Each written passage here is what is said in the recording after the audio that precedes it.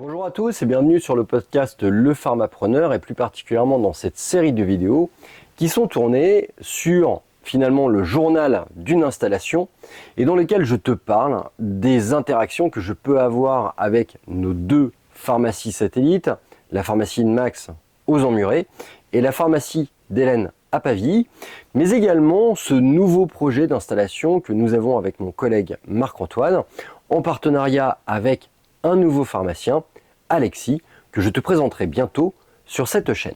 Donc, journal d'une installation saison 2, nous sommes actuellement le 11 juin, je vais te parler de ce qui s'est passé durant cette dernière semaine. Alors, on va y aller étape par étape, on va parler progressivement donc d'abord de la pharmacie de Max aux Emmurés. Max, pour l'instant, comme tu le sais, on a réalisé son prébilan. Le prébilan est plutôt positif. Alors, on a eu quelques petites surprises, notamment en termes d'évolution de sa marge. C'est le pourcentage de marge qui a tendance à faiblir, mais c'est normal vu qu'on a opté pour une stratégie de prix faible, je dirais. Malgré tout, tous les indicateurs ne sont pas négatifs. On a en parallèle de ça une augmentation de la fréquentation de sa pharmacie. Alors pour l'instant, l'augmentation de fréquentation n'a pas généré l'effet volume de marge qui permet de compenser ce pourcentage de marge qui a baissé.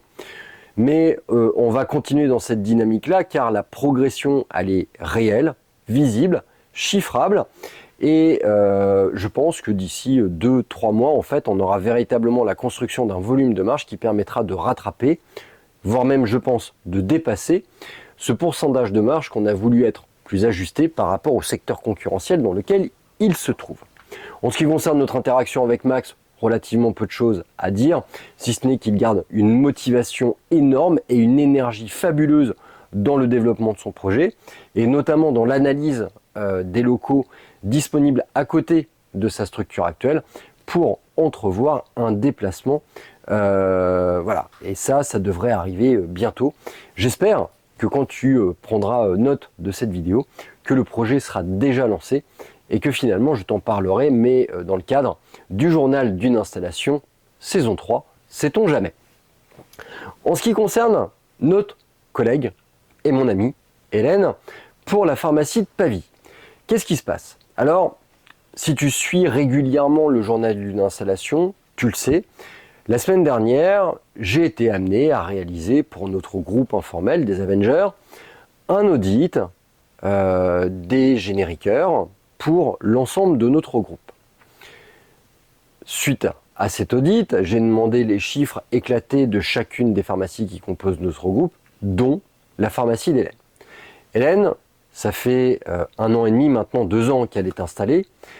Et c'est vrai que lorsqu'on est installé, on a tendance à vite se faire submerger par tout un tas de missions. Et je l'avais alerté sur le fait qu'il était nécessaire de contrôler, même si elle avait notre support, l'obtention, la bonne obtention des conditions commerciales qui avaient été évoquées, que ce soit avec son grossiste ou également avec son génériqueur. Comme tu le sais, Hélène, à la suite de la transmission de sa vision éclatée de sa consommation générique, on s'est rendu compte qu'il y avait eu un problème de réception de ses remises. Hélène a réagi très vite, elle a réagi très efficacement, sous mon coup, parce que c'est ça aussi l'idée, c'est que moi je suis entrepreneur, je suis investisseur dans sa boîte, je suis aussi son ami et je suis là pour, au-delà de prendre des capitaux sous forme de dividendes à la fin de chaque année, je suis également là pour lui donner les bonnes habitudes, les tips, les réflexes à avoir, les actions à mener et puis lui apporter mon soutien lorsque c'est nécessaire. Et c'est exactement ce qui s'est passé. Hélène, elle a rappelé le laboratoire Bugaran, elle a pris un rendez-vous très rapidement, dans les 48 heures le rendez-vous était fixé. Le DR Jonathan, qui est un très bon DR, a pris le lead dans cette réunion et a montré qu'il avait envie de solutionner le problème et c'est ce qu'il a fait. En proposant à Hélène une alternative pour récupérer ce problème d'encodage qui avait été notoire, qui était noté. Alors là, on ne parle pas de 1000 ou 2000 euros de moins, on parle quasiment de 12 000 euros de non perçus, donc ce n'est pas rien. Jonathan, il a fait ce que doit faire une personne honnête, c'est qu'il a reconnu qu'il y avait une erreur et il a trouvé des solutions, il a proposé des solutions que nous avons validées ensemble avec Hélène. J'ai supporté Hélène durant ce rendez-vous, je me suis mis en visio pour être disponible pour elle, pour écouter, pour échanger, pour lui montrer comment aussi je drivais ce type de rendez-vous, pour lui faire son expérience. Et donc, on s'en tire finalement pas si mal que ça. Donc, la première des choses, c'est tout simplement déjà d'une, c'est de contrôler régulièrement tes remises.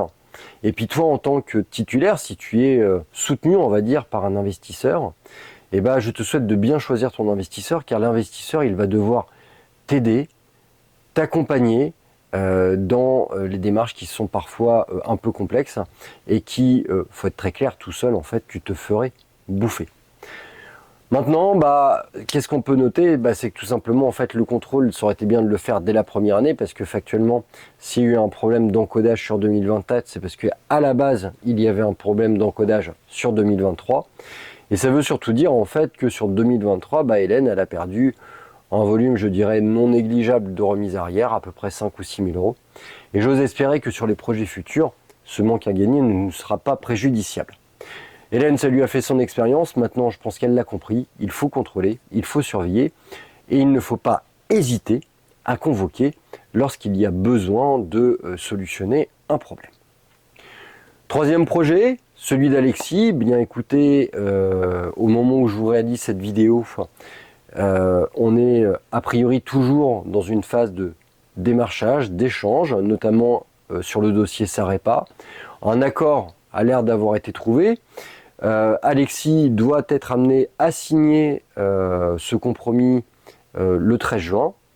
De notre côté, on a réalisé plusieurs choses. Déjà, on s'est rapproché du cabinet Gaumont de façon à pouvoir mettre en place, d'un point de vue légal, notre association avec Alexis, car pour l'instant, en fait, c'est une association, je dirais, morale, d'entraide, d'écoute, de soutien aussi dans sa démarche. Pour l'instant, il n'y a rien qui nous relie factuellement avec Alexis, si ce n'est le fait de participer à son installation d'un point de vue moral, comme on l'a toujours souhaité, c'est-à-dire l'accompagnement de jeunes pharmaciens.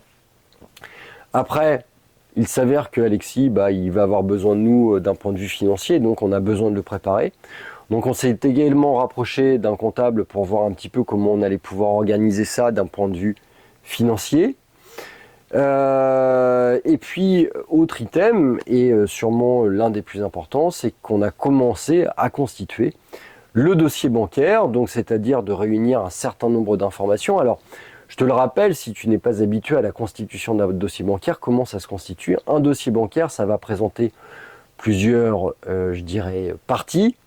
Une première partie qui va te présenter, toi, en tant que titulaire, nous également en tant qu'investisseurs. Alors, il faut carrément monter patte blanche, c'est pas juste une histoire de présentation. On va parler là de CV, de lettre de motivation, mais on va également de présentation de feuilles d'impôt. On va présenter également, si tu es salarié actuellement, tes feuilles salariales. On va présenter une présentation de tes comptes également bancaires, valider tes apports finalement de compte bancaire, valider également finalement ta capacité à apporter ce que tu dis être en capacité de pouvoir apporter. Également, ça va permettre de montrer un petit peu quel type de personnage tu es dans ta vie économique. Est-ce que tu es un emprunteur? Est-ce que tu es un consommateur? Est-ce que tu es quelqu'un qui va plutôt être un épargnant? Donc ça, c'est la première partie, la présentation des personnes.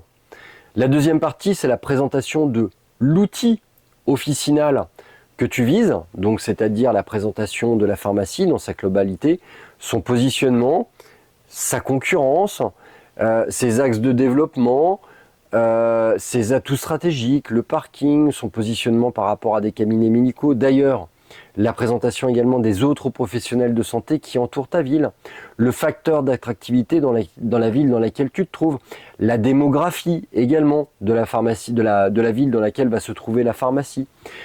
Bref, tes projets et la présentation de cette pharmacie.